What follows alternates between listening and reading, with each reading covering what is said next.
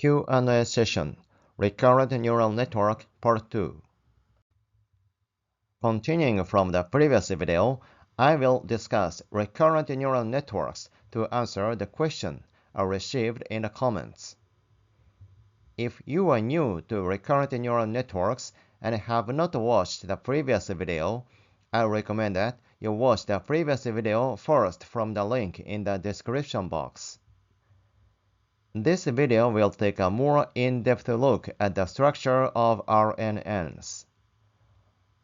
By understanding the details of RNN structure, we can understand why recurrent neural networks work effectively for time series data and text data.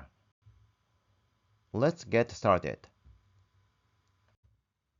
In the previous video, we saw that a recurrent neural network is a neural network that can memorize past states.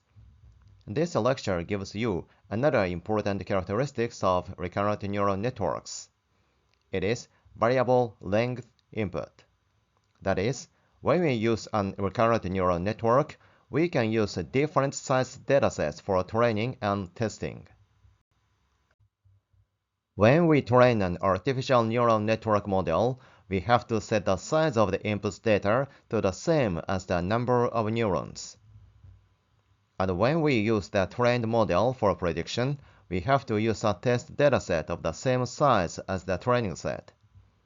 That is, the training set and test set need to have the same number of features.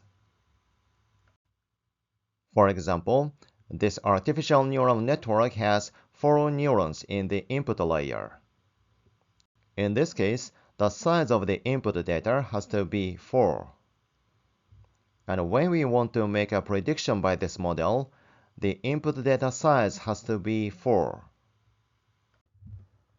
But when we use an RNN, we can do variable length input. So, even if we train the model using a dataset with the size of 4, the size of the test data does not need to be 4. Owing to a variable length input, RNNs are effective for prediction using longitudinal data. It is because in time series analysis using longitudinal data, the size of the training data and that of the test data are often different. For example, we need to forecast the next 3 years based on the past 10-year data. And we may want to use this trained model to forecast the next 5 years. In such cases, variable length input is essential. So, RNNs are useful in time series analysis. Moreover, owing to this capability of variable length input, RNN is also effective for analyzing text data. When we engage in a text generation problem, we can use sentences of different length for training and testing. For example, we can train a text generation model with 10-word sentences and use it for prediction using 5-word sentences. In the previous video, we saw that we can express a hidden layer of an RNN in this way. The hyperbolic tangent is the activation function. Ht-1 is the previous hidden layer. WH represents the weight applied to the connection between the previous and the current hidden layers. Xt is the new input data to the current hidden layer. Wx is the weight applied to the connection between the new input xt and the current hidden layer. The lowercase b represents the bias. In sum, an RNN has 2 inputs, past information and the current information. Each has weights, and there is 1 bias for each hidden layer. Now, let's see the details of the computation of a hidden layer, focusing on weights and bias. First, let's look at the first block.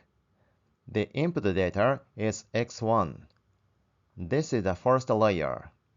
so there's no input of the past information from the previous layers.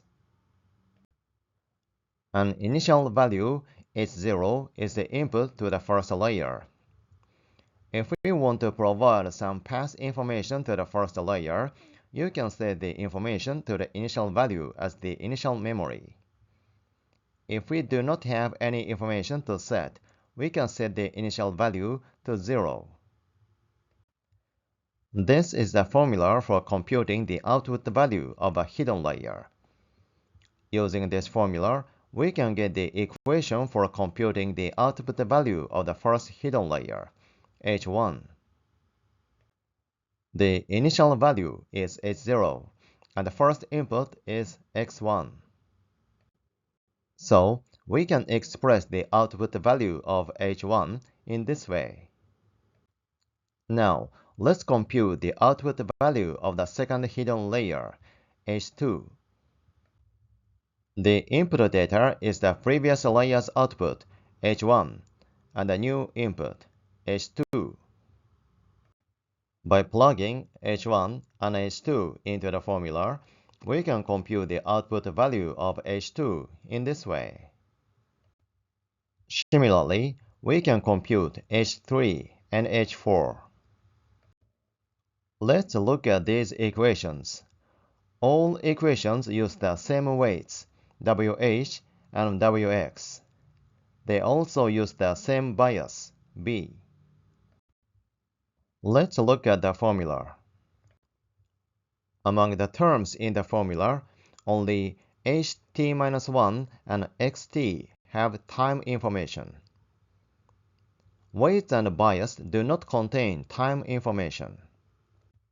So, if we create RNN layers for each time point, the weights and biases of these layers are the same.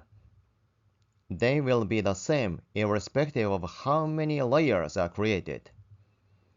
In other words, in RNNs, the variable length input can be done by simply copying RNN layers with the same weights and biases.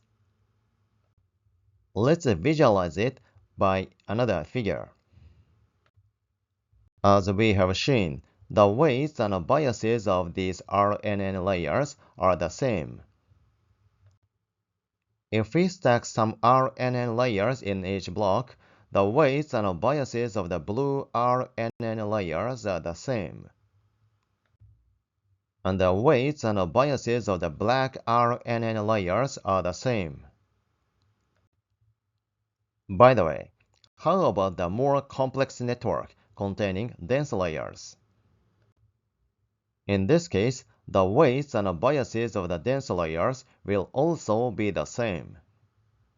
In this way, in RNN, each horizontal layer shares the same weights and biases. So, we can do variable length input by copying this block, even for a complex RNN with multiple RNN layers and dense layers. In the next video, I will talk about the various types of recurrent neural networks and the training of recurrent neural networks. Thank you for watching. Please thumbs up and subscribe to my channel.